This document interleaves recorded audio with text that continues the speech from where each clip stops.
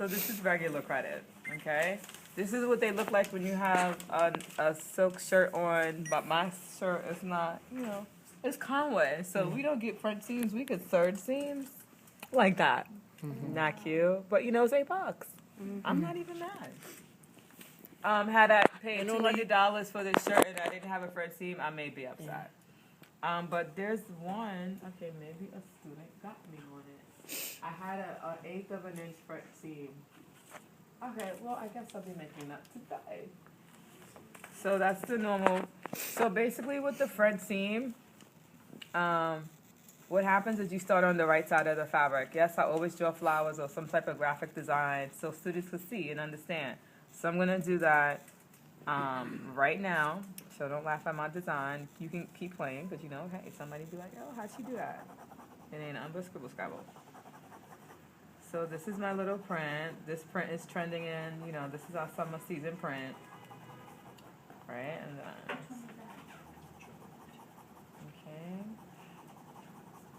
And if you also wanted to make your own fabric, you can. You can make it in Photoshop, or you could actually draw on your fabric or paint your fabric.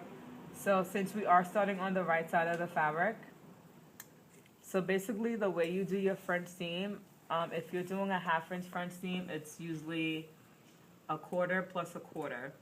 If you're doing an eighth of a front seam, if you're doing a 1/8 front seam, then it's usually 1/8 plus 1/8. That makes sense. Or 1/4 inch front seam. You'll see exactly what I mean. So what happens is I sew this at the quarter. I'm going to demonstrate both. So I sew this at the 1/4 inch mark, which is to the edge of the feed dog or to the edge of the presser foot. Point that again.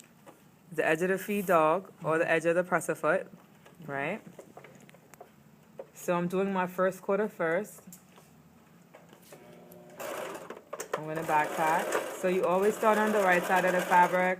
If you don't have a print on the right side of your fabric, you can always do a check mark. Sometimes I mark my fabric with the wrong side of the fabric with an X and the right side of the fabric with a check.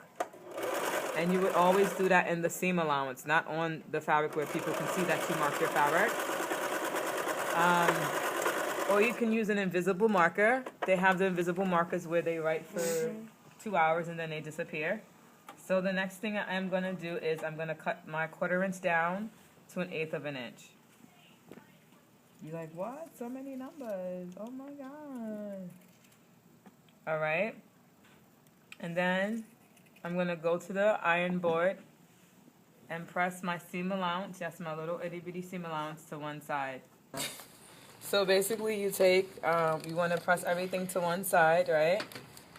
So I press all my seam allowance to this one side, that way, see? This way. Okay, yes? Folded. We're folded.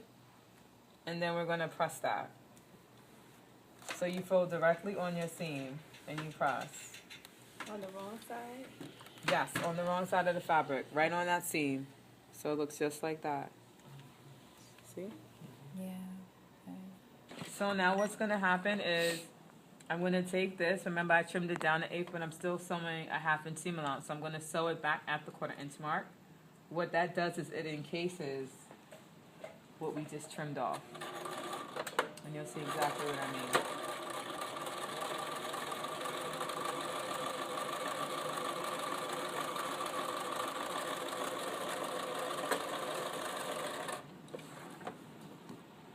And now we have our front seam inside of our fabric where we like it.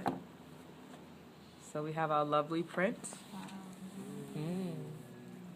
And then we have our lovely inside. Okay? I'm just going to pass that up. Oh, no, I'll let you guys tape or whatever